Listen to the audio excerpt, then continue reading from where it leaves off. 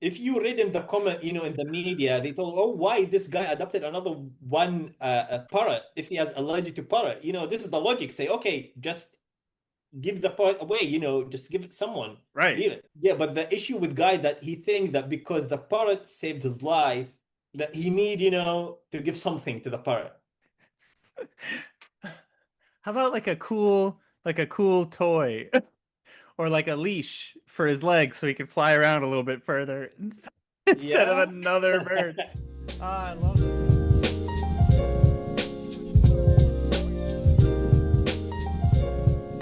Welcome back to the Poris podcast, where what the hell is going on is our main topic. I'm Aaron Poris, and I'm joined today by Dr. Aiman Elmograbi, senior ear, nose, and throat physician and endoscopic surgeon at Beilinson Hospital, which is near Tel Aviv in Israel. Dr. Elmograbi, let's start with a little bit more about you. I did a little bit of a dive on you, but you've got a pretty quiet life online. So why don't you like introduce us to who you are and why we're here today? Okay. So basically, my name is Aiman Elmograbi. I am ENT surgeon, Hmm. work at Rabin Medical Center. And basically, in my daily practice, I'm dealing with endoscopic sinus surgery and skull-based surgery. Differing, I'm dealing with inflammatory disease of the sinuses and tumor of the skull base. So this is basically my daily practice. And then like I mean you got to have you been practicing for a very long time? Like what's your history?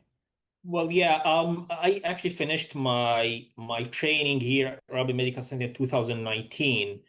And since then, I'm basically senior doctor of the department.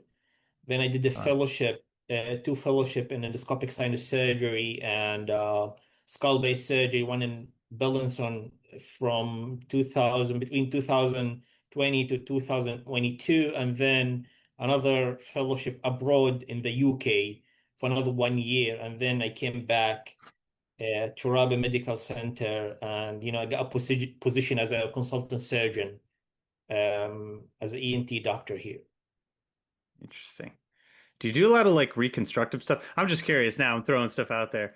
Do you do like any reconstructive things like for people who are like really messed up or you just Well, I actually, don't know. minimal invasive. All of my work is a minimal invasive surgery through endoscope, through the nose, the nostril.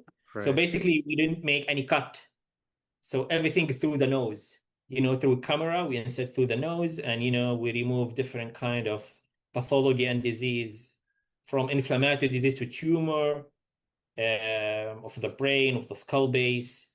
We work in collaboration with a neurosurgeon, with ophthalmologist. It's interesting, Yeah. minimal invasive surgery. What's Yeah.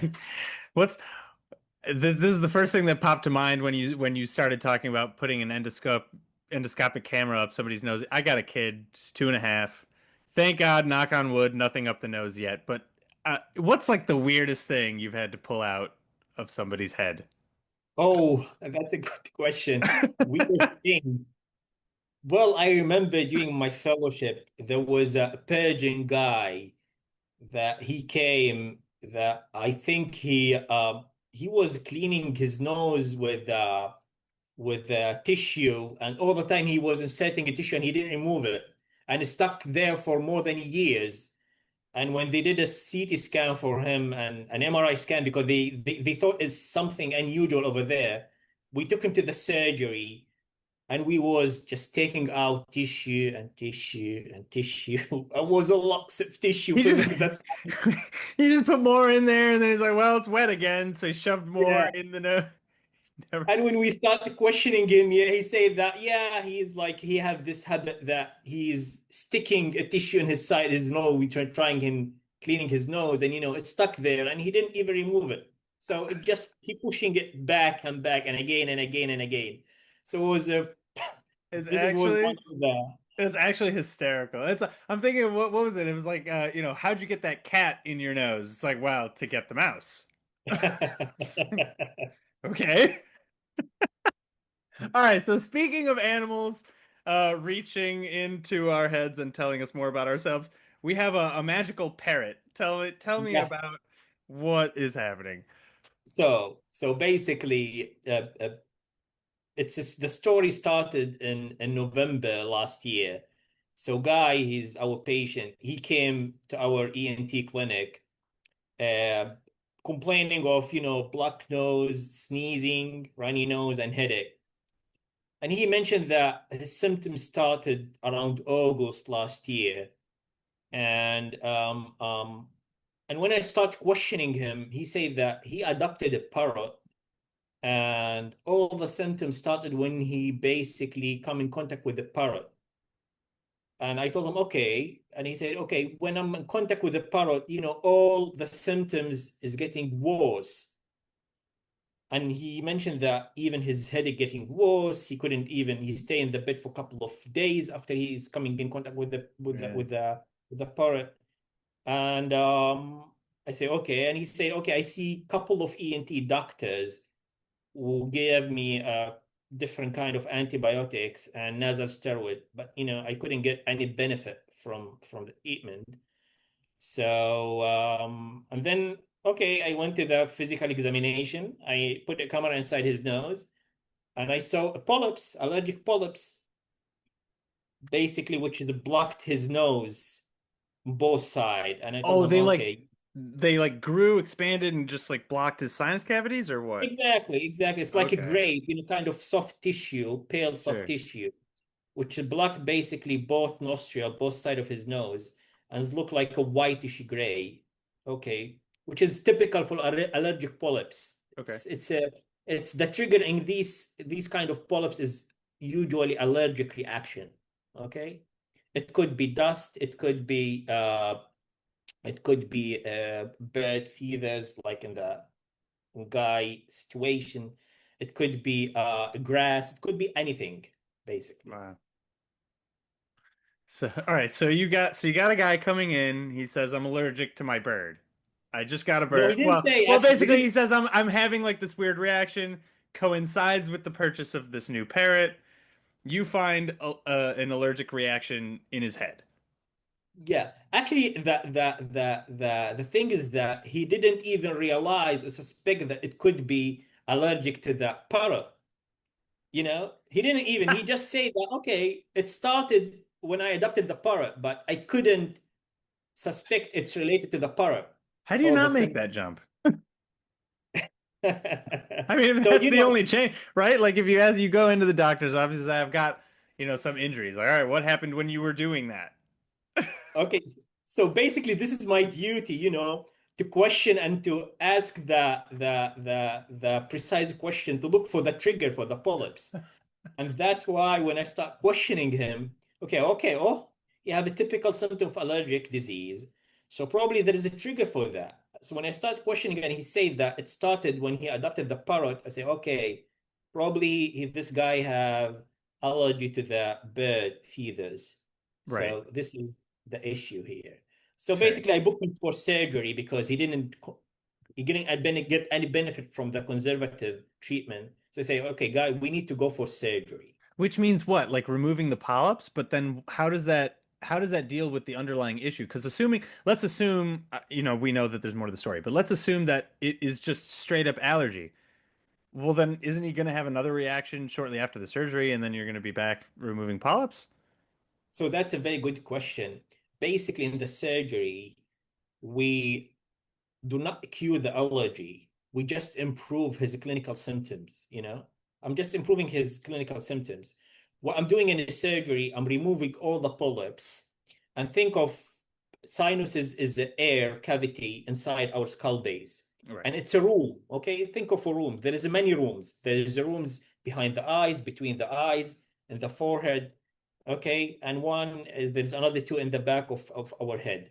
So basically, what we are doing in the surgery, making from all of this room one big room, okay? And this is the way we control the disease, okay? We are not curing the Okay. disease, but we just control the disease and we improve his clinical symptoms, okay? So you're not really looking for any sort of cause because at this point you're saying, well, it's the bird. I mean, you're allergic to the bird. This is what you think, and you say we're antihistamines and clearing out your sinuses. No, yeah, actually, basically, what you're doing, you clear the sinuses, you open the sinuses, and you give after that antihistamines and sometimes nasal steroids to control the Sure. disease. Okay, so what was your first inclination? What was the first clue that this was not allergies? And how did you get to that? How did you reach that conclusion? Because, Okay. how did you connect the dots? So basically, I booked him for surgery in November, and I took him to the theater in August, in end of March. I started the surgery. It was like a routine surgery. Started from the left side. I cleaned all the polyp. I opened the sinuses. Everything went smooth and well. And I switched to the right side. When I start cleaning the polyps from the right side, between the allergic polyps, there was a polyp which looked unusual to the surrounding. It was like a reddish polyp, flushy mass inside the sinuses. I say, oh, there's something here is unusual. So I decided, okay, to stop and take a sample and send it to the pathology. And I said, okay, I called the pathologist, Dr. Yulia Steno, which is very, she's a well-known pathologist. And I called her, listen, Yulia, I'm doing a surgery for a guy here, and I saw during the surgery polyp which is look not nice, and I'm sending you a sample, and I want to tell you, and I just want you to look at the sample and tell me what you think about it. She called me back after 20 minutes. She told me, hey man, listen, this looked like a aggressive tumor. I was shocked for a couple of seconds. And I said, okay, right now, and a life that is a surprise you are not prepared for. Right. But as you know, you have to deal with it. Sure. And you're in a situation right now from a quality of life procedure, and you have to switch to life-saving procedure, which is completely different Right. because the surgery, what we are doing, the functional endoscopic sinus surgery, we preserve the lining of the sinuses. In this Okay. case, I have basically to take the lining and You I have to got it. Okay.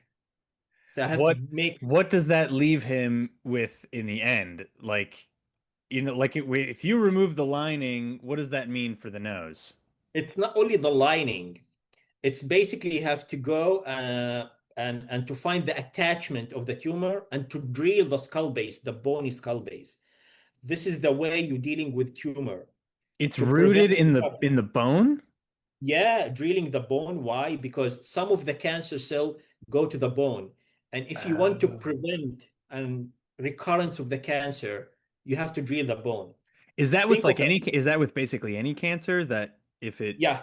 If you're dealing with the cancer of the sinuses, you removing the lining mucosa and you drilling sometimes the bony Ugh, attachment. Okay. This is the way you prevent the recurrence of the cancer. Okay. sure. Okay.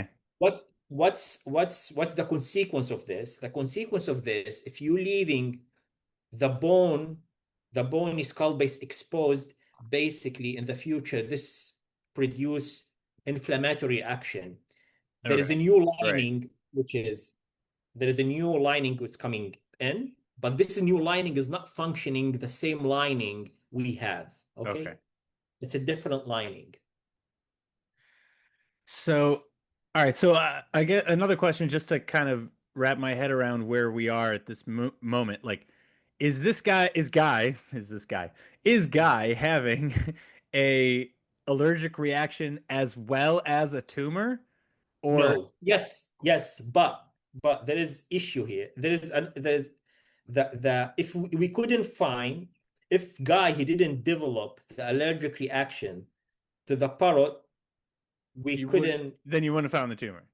exactly Right. why because the tumor was in the sinuses and these kind of tumor we know that the tumor of the sinuses in most of the cases, they do not produce symptoms until they are in advanced stage. When they go into the brain, to the eye, they start develop Really? symptoms. And How this was lucky because the tumor was 2 centimeters and only inside the sinuses. But The issue here is that he developed the allergic reaction, and this is saved his life. The parrot basically saved his life. Oh my God. What made it so how, first of all, how common are like these sinus, tumors? If we talk, it's a very rare. All the It's tumor, rare. yeah, it's really rare. All the, especially this tumor. If you're talking in general about the malignancy and tumor of the sinuses, is really rare. It's less than 1% of all the tumors we have in our So body. we're not even talking about population. We're talking about of the people who get tumors, less than 1% get it in their sinuses. Exactly. It's Wow. really rare. Okay. And if we talk about the tumor we found in Guy's case, is really rare tumor. There is only, they report two, three cases. That's it. God. So is this how he became like a case study? Like how did this blow up into the news? Like my parrot saved my life. Everybody Well, should go out and get a bird. to be honest with you, since I start, when I start, telling my friend the story, they say, okay, listen, this is, wow, this is story is, Right. it should go to the news. It's like, why? Something is unbelievable. And it's seriously, everyone today asked me about the parrot, the guy, the chap with the tumor. It's like Sure. something that even Guy, they start asking Guy about his case, in the street. Yeah, they questioning him. They speak with him about this.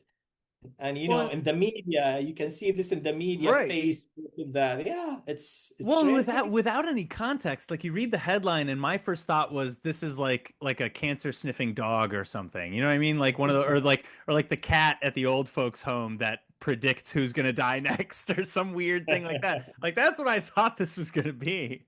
I'm like, I need a parrot. They have some cool animal sense, and they know when you have tumors in your, I guess. So I don't know.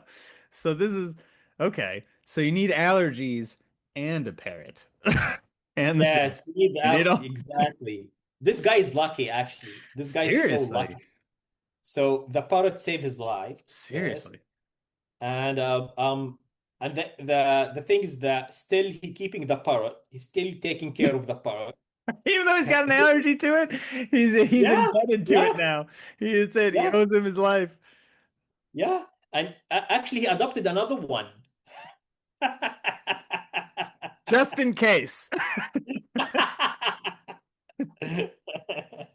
Just in case there's anything else up there that needs to be Yeah. found. Let's get another bird that we're allergic to.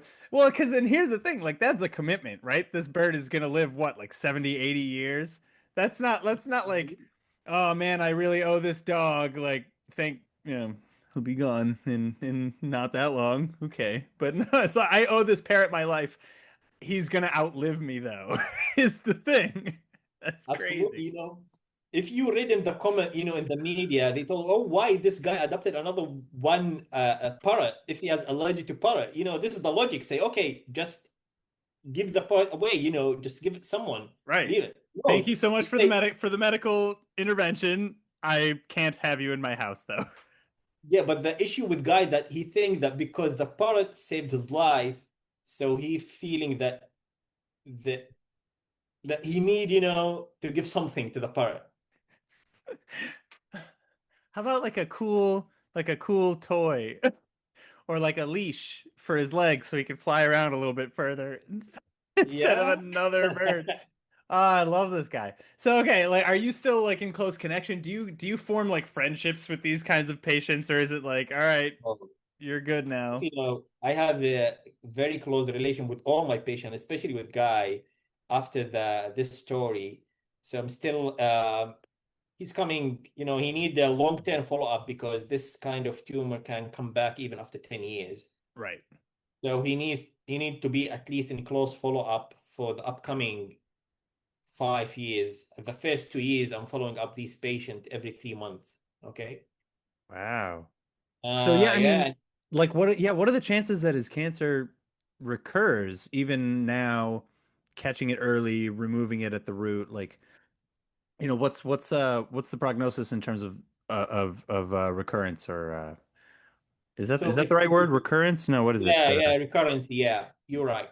So basically, if we talk about that, it depends on the staging. If you found it in early stage, by mean early stage, it just only in the sinuses, or only in advanced stage. When you say advanced stage, which is basically went to the eye, to the brain, so this advanced stage. In general, all the tumor of the sinuses, the prognosis is quite low. We're talking about in 5 years, 50%. Okay? Uh, Yeah, because in most of the patient, you found the tumor in advanced state because most of these tumors, they don't have specific symptoms. Okay? The symptoms started when they are basically extend to the, and the tumor went to the eye, to the brain. Okay? This is the way you find it. well, Okay? But in Guy's case, it was like only 2 centimeter, only in the sinuses. So it's kind of when you remove it, and we have to discuss still if we need a radiation, yes or no. We don't know yet. We have to discuss his case in the tumor board and to decide if we need to give him a radiation. Um, and and that's it. As basically we need to follow up long-term follow-up just to make sure that it will not come back. wow. And that's it.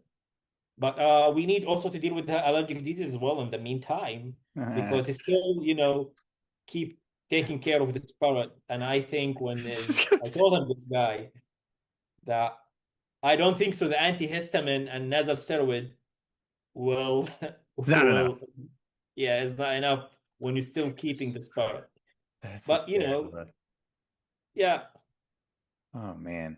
What's okay, so as a physician as well, that's something that I always love to discuss is like preventative health, right? Because oftentimes people are going to come to you and it's like it's too late. You've got the polyp in your nose, right? Yes. Like what are some tips and tricks to healthy living in a sense, right? Like from an ENT.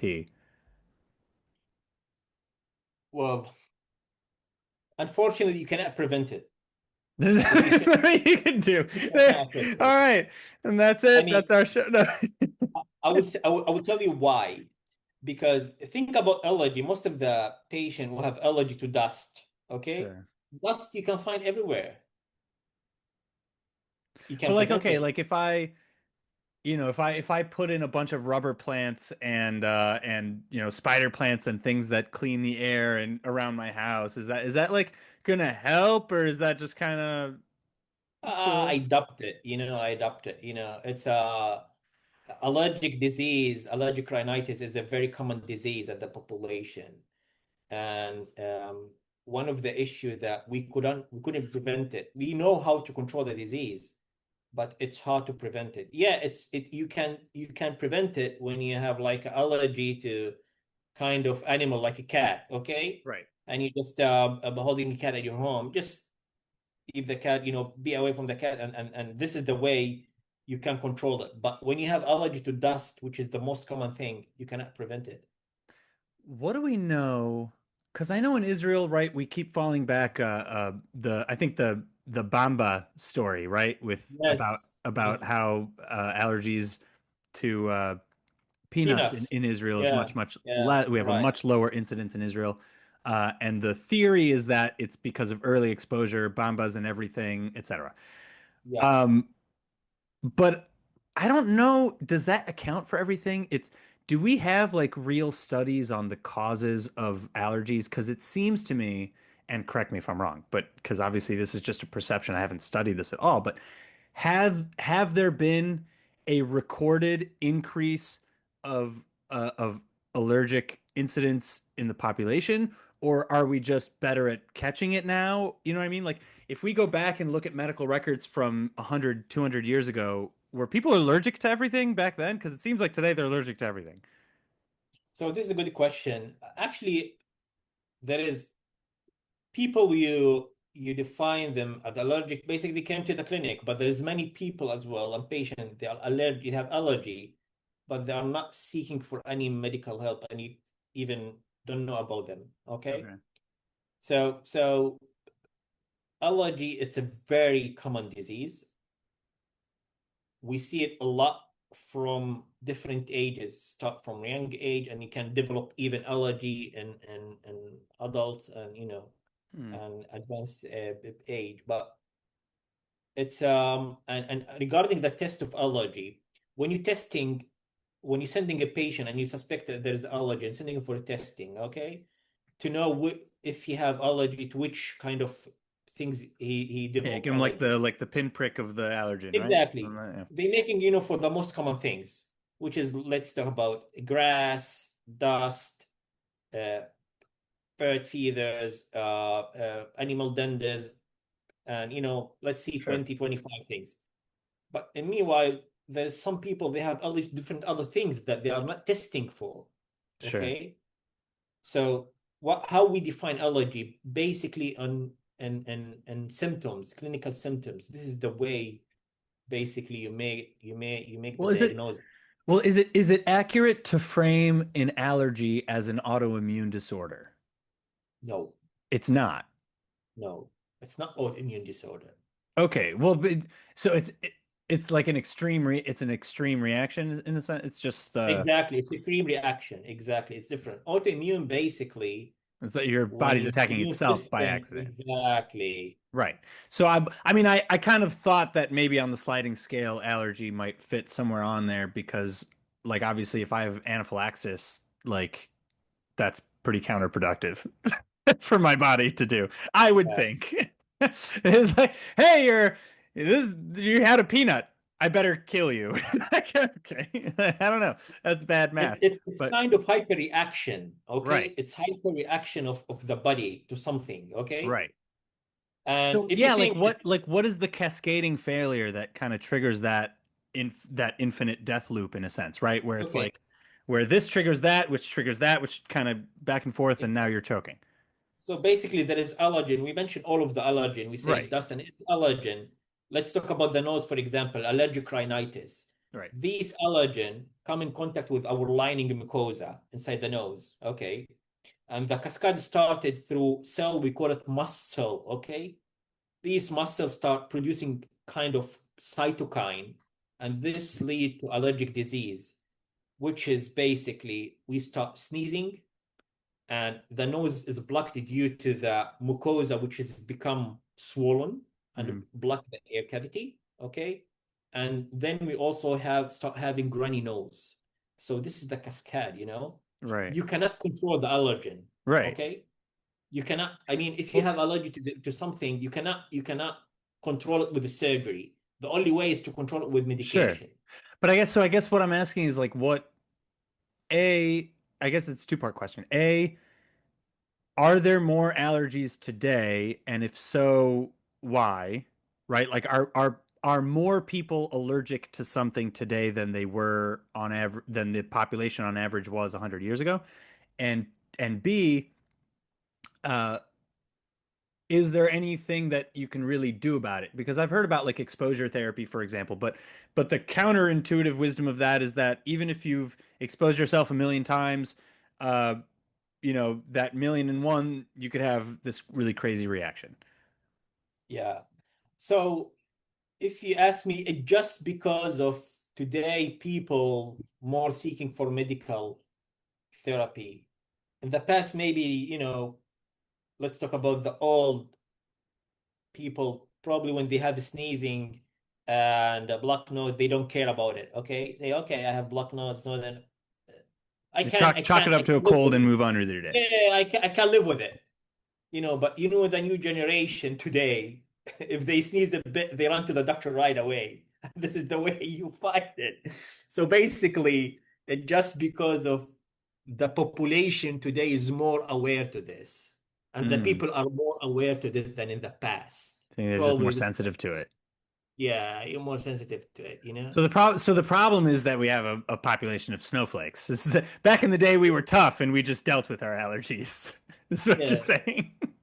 and I think it's also related to probably in Israel because we're living in the Middle East, which is the weather here, it's more warm, and we can see it's more allergic disease is more common Is in more in common. in common, yeah, in warm country than in cold country, I think. Really? Because again, I would have thought, like going back to the peanut example, on average, like as a percentage of the of per capita in terms of peanut allergies in America, I assume is way higher. I mean, we could look it up, you know. Um, we can see if I can find out. Why you don't have enough peanuts in the US? You are not eating enough peanuts? Yeah, I don't know. You don't have a That's bumba in US. How Oh come? no. Well, but that's it. In the US, people go nuts, right? Like so Yeah. in my kid's school, for example, and this is not rare. This is actually really normal, is that one kid in the school will say their parents will say I'm allergic to nuts. And then the whole school will ban nuts. They'll just ban so like I cannot send my kid to school with anything that has any nuts in it. No legumes, no tree nuts. No peanuts, no tree nuts. I got another kid in her class now. Started in the middle of the year, and then the teacher sends me a note saying, "Hey, fish too. We got a kid in the class that's allergic to fish. No fish ever in school." And I'm like, so that's what they do. They just there's like one person who's allergic to something, and they ban it, and then all of a sudden, no other kid in the school is exposed to it. So I think that that's kind of the vicious cycle. But I maybe I'm reaching. Okay, Maybe that's a stretch. wh- when you're talking about allergic reaction, there is different type of allergic reaction, Right. and it's spectrum. You're talking about from, let's say light allergic reaction when you have just itching, and to anaphylaxis, which is the extreme one. Okay, Right. and that's why today there is allergic clinic when they testing the kids, for example, for peanuts, and say, okay, this kid is having allergy to peanuts, but the allergy he developed is a light. So maybe we can expose him to peanuts many times under observation. Probably after a couple of times you expose his body to the peanuts, he will stop develop reaction to the peanuts. Well, that was what I thought, but then other people will say, "Oh, it's not really worth it because, 10 years down the line, you could still get that terrible reaction going to anaphylaxis." I'm like, "All right, well then what is even the point of the exposure therapy?" I But cannot hear you, Aaron. you can't hear me? Hello, I now I hello? hear you. Oh, now I Yeah, hear I me. hear you right now. No, so what I was saying is that like that kind of defeats the conventional wisdom then of exposure therapy because if exposure helps, but at the same time there are other people who say that it doesn't matter how many times you've been exposed to it. If you have an allergy, that next exposure could be your last. And I'm like, okay, well, so which is it? And do we have evidence that exposure therapy works, or just kind of Yeah, yeah, of for some course. There people is it money works study and others it today. doesn't? Yeah, yeah. There is money study today. Many say, okay. You know, yeah, there is many study today that, and there is many clinics, allergic clinics here in Israel that, they expose the children at young age, to different things that Mhm. they have an allergy to it. Unless they didn't develop anaphylaxis. Sure. You don't want to kill the patient, and the child. Right, right, right, right. Yeah. Yeah, you don't want to. No.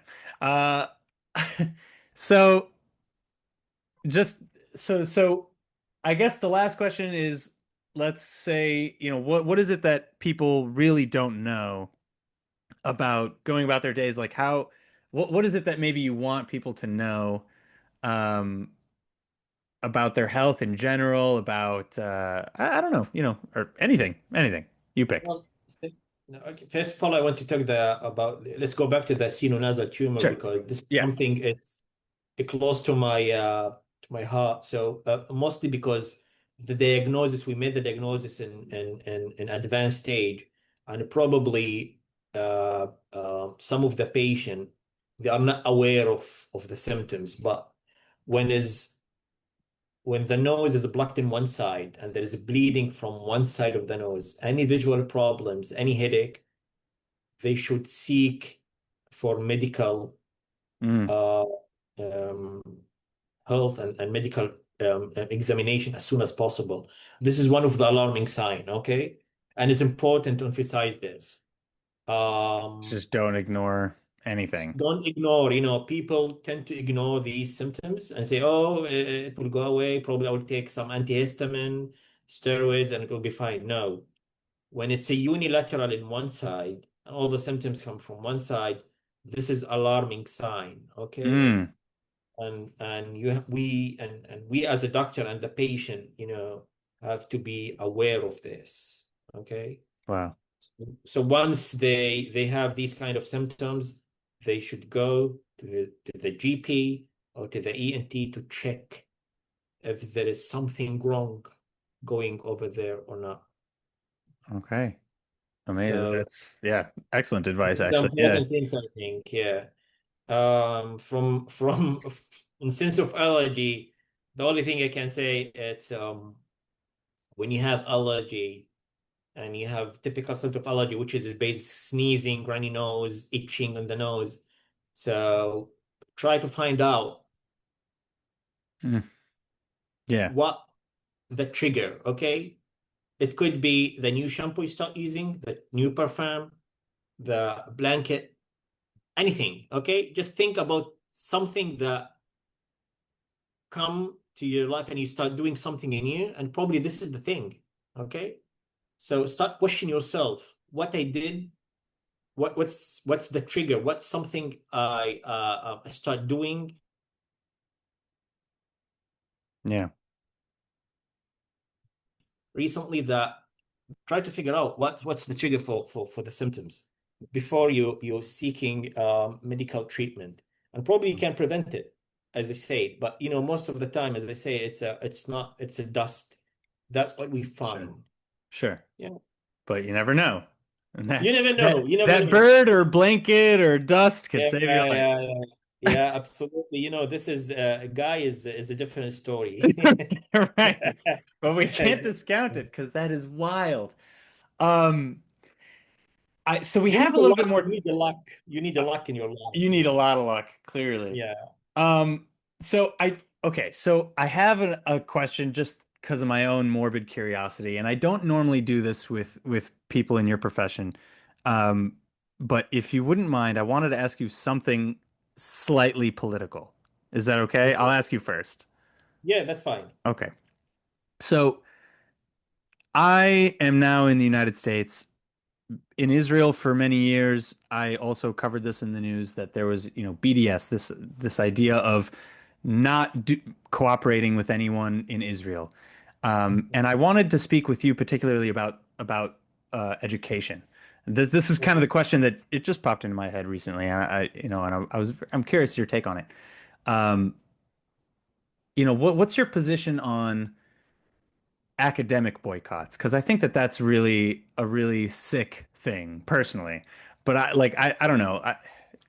Like because you studied abroad, did you not? Or at least for part of your education? Yes.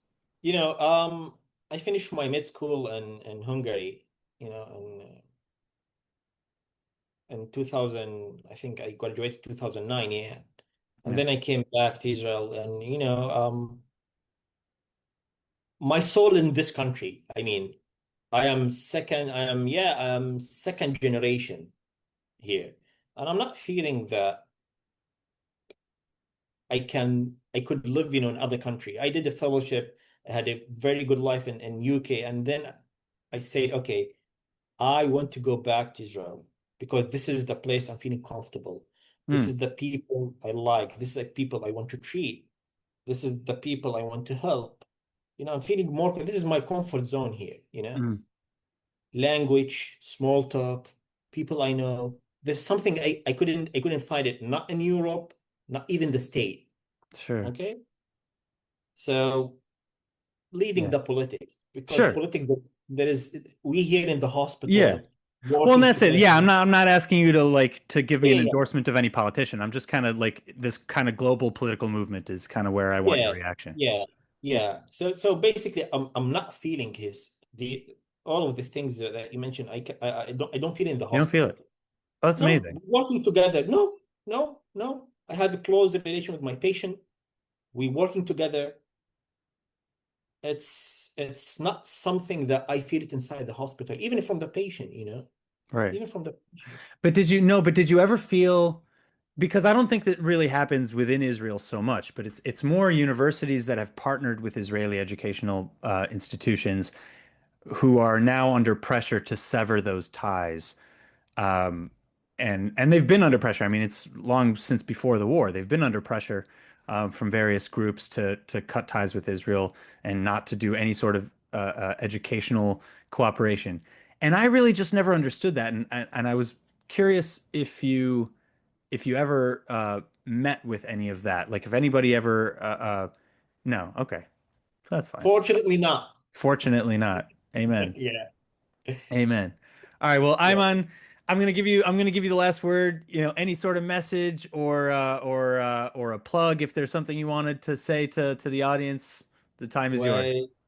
Well, I just want to say that hope that we will have a peace in the Middle East. Mm, All the hostage will come back and we'll get back to our normal life. And and I wish everyone best of health. And that's what we need. Nothing more than this. Nothing more than this. I This is couldn't the have said only it thing I better. can. Yeah, I couldn't ask for more than this. Believe me. This is the only thing I'm asking for. With yes, Inshallah, Baruch Hashem, whatever Exactly. people want to Yeah. say. Yeah.